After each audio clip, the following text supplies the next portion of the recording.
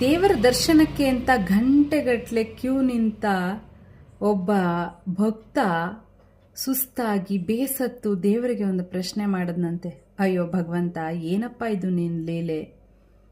ದುಡ್ಡು ಕೊಟ್ಟಿರೋ ಭಕ್ತರಿಗೆ ಹತ್ತಿರದಿಂದ ದರ್ಶನ ಮಾಡಿಸೋಕೆ ಒಂದು ಸಾಲ ಆದರೆ, ದುಡ್ಡು ಕೊಡದೇ ಇರೋ ಭಕ್ತರಿಗೆ ದೂರದಿಂದ ದರ್ಶನ ಮಾಡಿಸೋಕೆ ಇಷ್ಟು ದೊಡ್ಡ ಸಾಲು.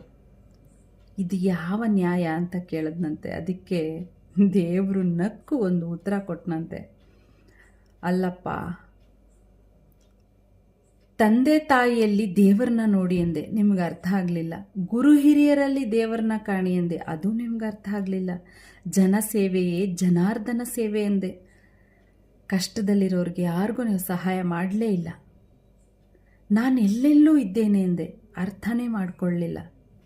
ನೀವು ಮೂರ್ತಿ ರೂಪದಲ್ಲಿ ನನ್ನನ್ನು ದೇವಸ್ಥಾನದಲ್ಲಿ ಬಂಧನದಲ್ಲಿರಿಸಿ ದರ್ಶನಕ್ಕೆ ಅಂತ ವೇಳೆಯನ್ನು ನಿಗದಿ ಮಾಡಿ, ಪೂಜಾ ವಿಧಿ ವಿಧಾನಗಳನ್ನ ಮಾಡಿ, ಅದಕ್ಕೆ ಅಂತ ದರ ನಿಗದಿ ಮಾಡಿ, ಇದನ್ನೆಲ್ಲ ಮಾಡ್ಕೊಂಡವ್ರು ನೀವೇ ಅಲ್ವಾ?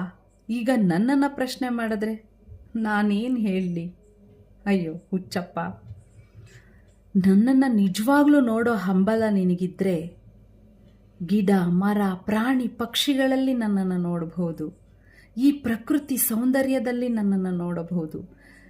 ನೀರು ಗಾಳಿ ಬೆಳಕು ಎಲ್ಲದರಲ್ಲೂ ನಾನಿದ್ದೀನಿ. ನಾನಿಲ್ಲದೆ ಇರೋ ಜಾಗ ಯಾವುದು? ಎಲ್ಲೆಲ್ಲೂ ನಾನಿದ್ದೀನಿ, ನಿನ್ನಲ್ಲೂ ನಾನಿದ್ದೀನಿ. ನನ್ನನ್ನು ನೋಡೋಕ್ಕೆ ನೀನು ದೇವಸ್ಥಾನದವರೆಗೂ ಹೋಗಬೇಕಾ? ಈ ರೀತಿ ಕ್ಯೂ ನಿಂತು ನನ್ನನ್ನು ನೋಡಬೇಕಾ? ನಾನಿಲ್ಲದೆ ಇರೋ ಜಾಗ ಯಾವುದೋ ಹುಚ್ಚಪ್ಪ? ನಿಮ್ಮ ತಂದೆ ತಾಯಿಯ ಪ್ರೀತಿಯ ಸೇವೆಯಲ್ಲಿ ನಾನಿದ್ದೇನೆ. ಗುರು ಹಿರಿಯರಿಗೆ ನೀನು ಕೊಡುವ ಗೌರವದಲ್ಲಿ ನಾನಿದ್ದೇನೆ. ನಿನ್ನ ಅಕ್ಕ ಪಕ್ಕ ಪ್ರತಿಯೊಬ್ಬರಲ್ಲೂ ನಾನಿದ್ದೇನೆ.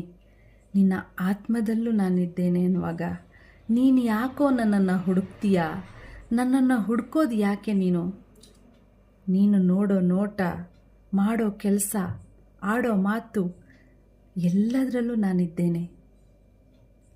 ನನ್ನನ್ನು ನೋಡೋ ನಿಜವಾದ ಭಕ್ತಿ ನಿನಗಿದ್ರೆ ನಿನ್ನ ನಿರ್ಮಲವಾದ ಮನಸ್ಸಿನಲ್ಲೂ ಸದಾ ನಾನು ನೆಲೆಸಿರ್ತೇನೆ ಅಂದಂತೆ. ಎಷ್ಟು ಅರ್ಥಪೂರ್ಣ ಮಾತುಗಳಲ್ಲ? ನಿಮಗೂ ಅರ್ಥ ಆಗಿದೆ ಅಂದ್ಕೊಳ್ತೀನಿ.